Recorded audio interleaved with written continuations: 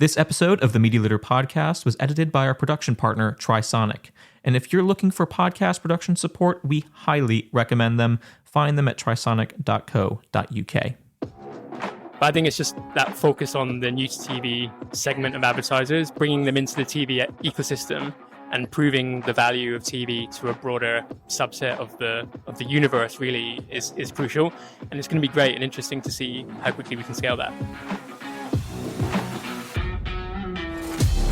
Welcome to another special edition of the Media Leader podcast. I'm your host, Jack Benjamin. At Cannes this year, we partnered with Channel 4 to discuss how the TV company is looking to drive new commercial growth now that Universal Ads is live in the UK and Channel 4 is integrated with a new slew of demand-side platforms. On an earlier episode of the podcast, I spoke with commercial chief Rak Patel about the latest news, and in this episode, I sat down with members of his senior leadership team to discuss their commercial strategy in greater depth. David Amodio is the head of sales at Channel 4, and Jay Kassam is head of business operations and revenue innovation at Channel 4. We talked sales strategy, how the broadcaster is making progress with mid-market advertisers, and how they are applying learnings from their time at tech platforms to the TV market. This is our conversation. I hope you enjoy. Jay Kassam and David Amodio, welcome. Thank you guys so much for joining us here at the Seed Tag Lounge in Cannes. It's Tuesday, day 2, and been some announcements that Channel 4 has made. New DSPs that Channel 4 is on. Universal Ads is coming out. Real quick, what are you trying to get out of Cannes, and how have you been enjoying it so far? It's as usual. It's a whirlwind. You bump into a lot of people. This year we've announced a lot of stuff, as you've already said. So the first thing we want to do is make sure that everyone knows what we're up to. But the main focus for us as the commercial team is to just see lots of our customers and understand them a bit better as well, and talk to them about what they're doing as well. So, and it's also a great, nice place to catch up with everyone. Extremely hot. I think this is probably the hottest day of the week so far. But yeah, just as David said, I guess trying to meet as many of our partners as possible. Got some really cool announcements coming out this week, which we're excited about, and trying to be out and about with our partners. We'll talk a little bit more about the announcements in a moment, but Channel 4's senior leadership team had a reshuffle earlier this year, and you two were new joiners. And David, in your experience, you're a rejoiner. You were at Channel 4 for almost 18 years. A quick break at Amazon. Where? A boomeranger. A boomeranger, yeah, we can call it, if you're happy to be called that. Back at Channel 4 now. Can you just speak a little bit more about how it's been settling in for the first time? What have you learned? I mean, Jay, when I first met you at the start of the year, you were literally in your first week at Channel 4. So how have you settled in? What have you learned? Yeah, I think thinking back to that first week definitely was a bit of a interesting week doing that in the first week, but it's cool, and I think I've learned a lot since. The one thing I'd say with Rak's sort of senior leadership team coming together where we are now is there's a very clear understanding of the strategy. I think we've done a good job of explaining to the business how we're thinking about success and growth for the Channel 4 commercial business moving forward.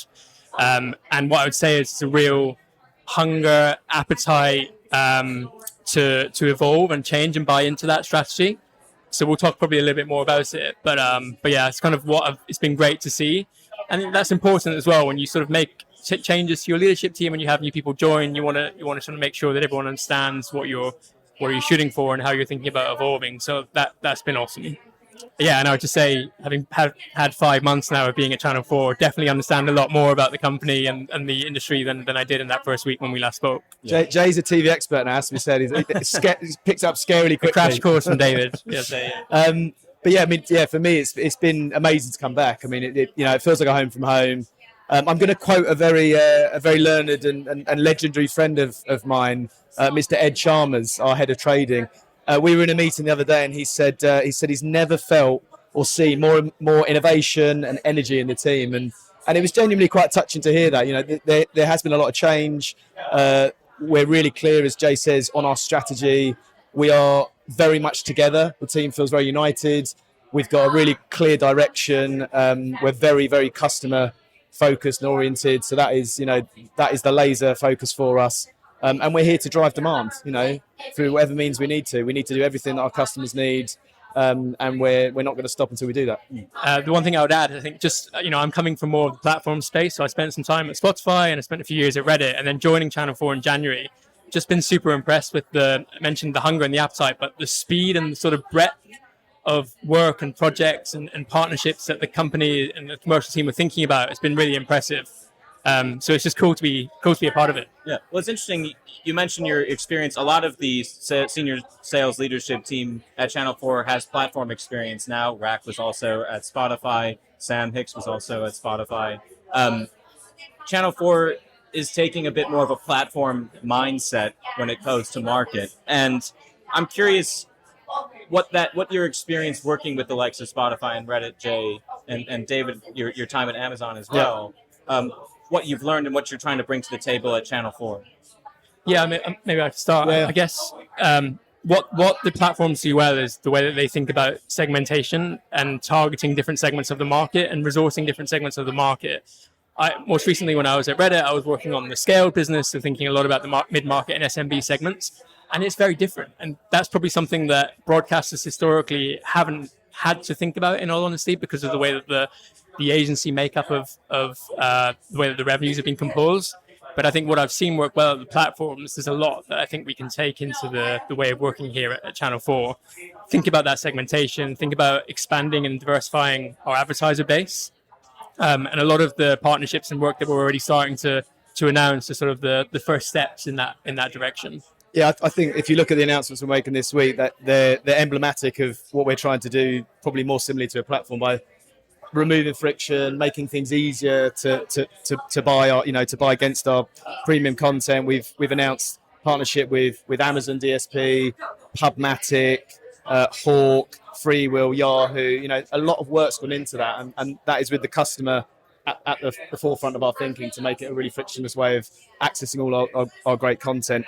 The other thing we're doing, quite similarly to a platform, is making sure that we have quite high engagement around our formats as well. So we announced Enhance, which is a brand new dynamic format, which means that you can look at product carousels, or you can use data points to iterate your messaging.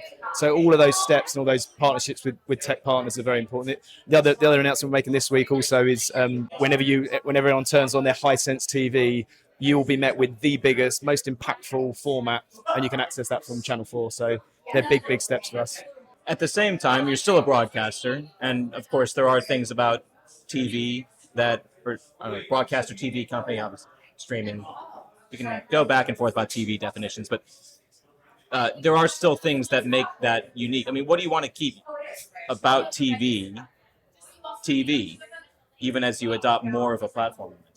One of the things we're doing differently is we're collaborating as broadcasters, not just through tech integrations like some of the tech platforms do, but we are genuinely working together to try and learn from each other, to try and unite through, investments in tech. You look at the work we're doing, with Universal Ads, you look at what we're doing around measurement. We've been working together for years in terms of measurement with Barb, but what we're doing now around Lantern, these are big steps, and we're sharing stages together because we fundamentally believe in the power of TV, and we believe that we're stronger together, and united we're a formidable force, we think. So that's something that we're definitely doing differently to the platforms. Yeah, and I guess the more we talk about sort of the strategy of being advertiser-led but agency-aligned, the agency-aligned part is super important, because we built such strong relationships with our core agencies over many years. And that is something that the platforms don't necessarily always have. So I think that is sort of core to our strategy as well, protecting that core of our business, protecting those agency relationships and driving growth from the agency relationships as well is super important as we think about becoming more advertiser-led. Can you talk to me a little bit about the advertiser-led, agency-aligned strategy? In practice, does that mean maintaining really strong agency relationships but going a little bit more direct? How does that change your roles within, when you're going out to market and saying, I'm going to be advertiser first, but agency led? Yeah, I mean, I mentioned the segmentation before. I think that's probably the first step, is identifying there's a sort of cohort of our advertiser base that are crucially important to Channel 4's commercial business, because they they're huge spenders for us. And I think for us, identifying those, sort of thinking about how we segment them out and thinking about the resource that we have internally aligned to those advertisers. And then also from an external standpoint, the point of contact or the way that we engage with our advertisers in market. I think in the past, that was probably maybe not as clear, but part of our strategy is making that even clearer for our advertisers on who they're working with internally at Channel 4 and giving that clarity to our partners, but also for our internal sales team as well. Yeah, and I think, we've probably gone out previously with quite a blunt service approach. Everyone gets the same level of service, and that shouldn't be the case. We should be making sure that we're really leaning into the customers that matter, and that's that level of segmentation that Jay's referenced. That's taken quite a long time, but what we're starting to see now is every single salesperson is allocated a certain cohort of customers that they're responsible for, and that clarity of message to those customers is really important, and the service that we provide at the different levels of spend is moving forward going to be really important to us as well. In terms of that segmentation, I know going after the mid-market is a key part of the strategy. Universal Ads helps with that. Is there a right mix of how many people on the staff are going after the mid-market? I mean, we talk about segmenting the client base a little bit. Where does the resource then necessarily follow? I mean, as you move forward with a more mid-market strategy plus the big advertisers, who does what? We've been set up since day dot, really, servicing the same level of advertisers. Now, there's been churn in there. We've lost some, we've won some, but ultimately we are working with the same cohort of advertisers, all coming through via agencies, mainly the holdcos. Where we're really seeing lots of growth is through some of the more developing advertisers, but as we start to add resource in the right places, that's where we think the growth can be. So we absolutely want to have teams that are laser focused on a certain segmentation and aren't necessarily distracted by some of the other areas as well. So much more clarity, cleaner swim lanes, and making sure that we're putting the resource in the right places. I mean, the platforms really double down and invest in those segments. That's where the growth comes from. If I think about my most recent experience, it's all around diversification, expansion of advertiser base, and a lot of it is FTE investment and thinking about how many heads can you resource against that segment? Can you identify the customer base that you're trying to win and attack? And then you would generally see that bear fruit. So I think Channel 4 is sort of now moving in that direction and thinking about how we start to double down perhaps and resource that mid-market segment in particular. And I think it's going to be crucial to the growth of our commercial business moving forward. Yeah. We talked about Universal Ads launching. That's one way into the market. What does success look like with Universal Ads or with going after the more mid-market segment in the short to medium term? Like, where do you want to be by the end of this year with that sort of go-to-market strategy for that segment? Yeah, so I think I used the term earlier. I think the broadcasters have probably been slightly too complacent about how powerful the power of TV is. So we haven't necessarily felt the need to really prove it. And I think now what we're really realizing is that there is a need to try and diversify our demand. And we know that our advertising works. You look at the profitability studies, you look at you look at where TV comes in the pecking order, it always comes out on top. But we need to start really proving that, and that will allow us to tap into that longer tail of advertisers, and we'll resource it accordingly. Yeah. I'll just add, maybe there's a huge demand opportunity there on that SME segment and space. I think we're now starting to see some of those test partners come on and advertise with us. But I think it's just that focus on the new to TV segment of advertisers, bringing them into the TV ecosystem and proving the value of TV to a broader subset of the universe really is crucial. And it's going to be great and interesting to see how quickly we can scale that.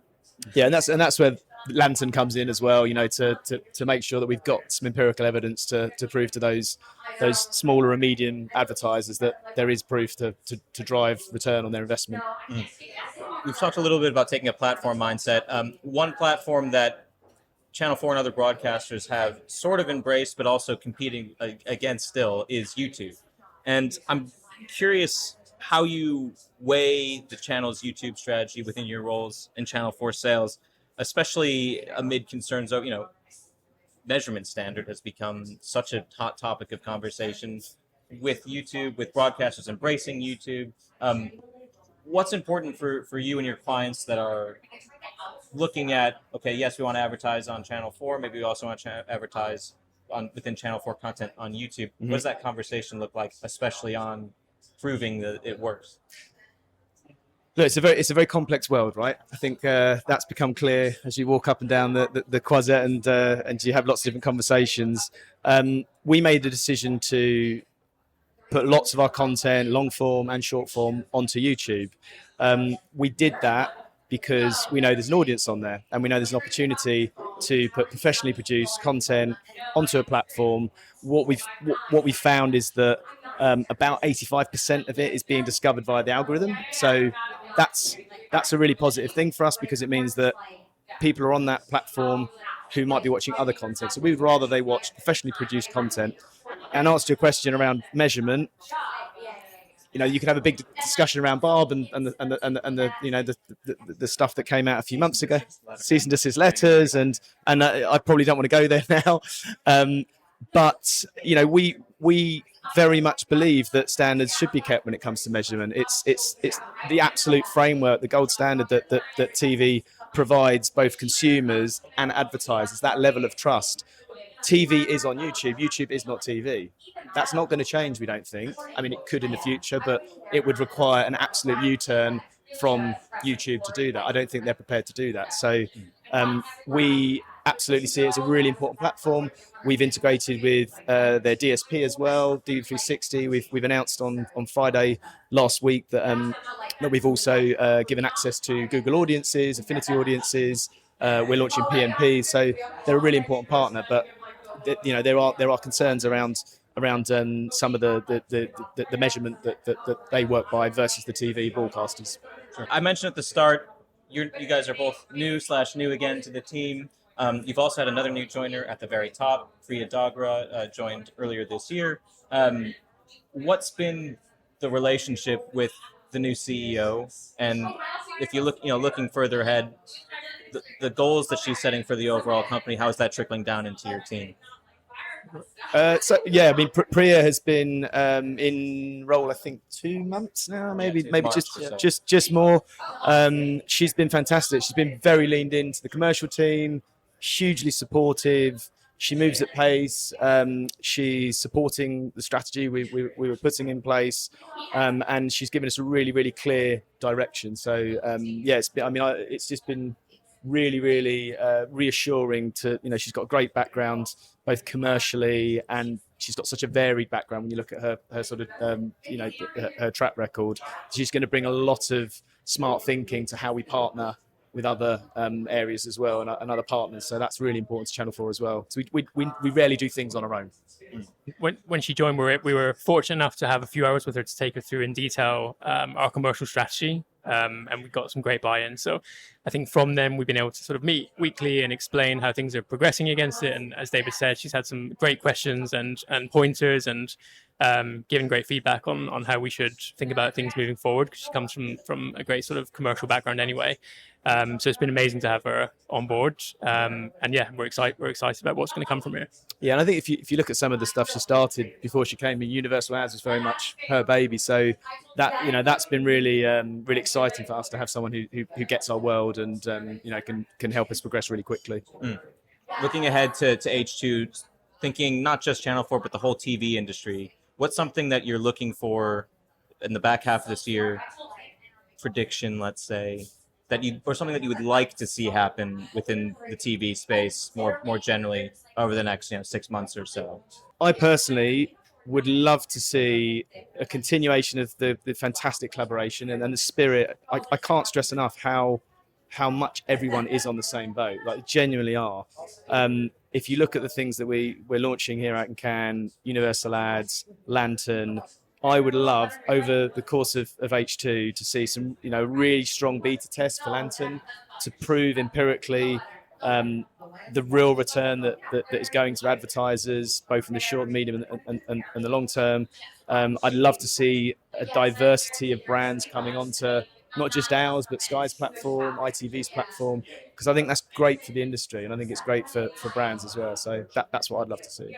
Yeah, I'd say on the Universal Ad side, I think super exciting launch. It's a collaboration across the broadcasters. I think now starting to see some real true proof points coming out and the success that it's driving for some small medium-sized advertisers is going to be awesome. I think if we can see that soon, then we can sort of continue that momentum into the end of the year and into next year as well. Sell it back into clients. Exactly. Right.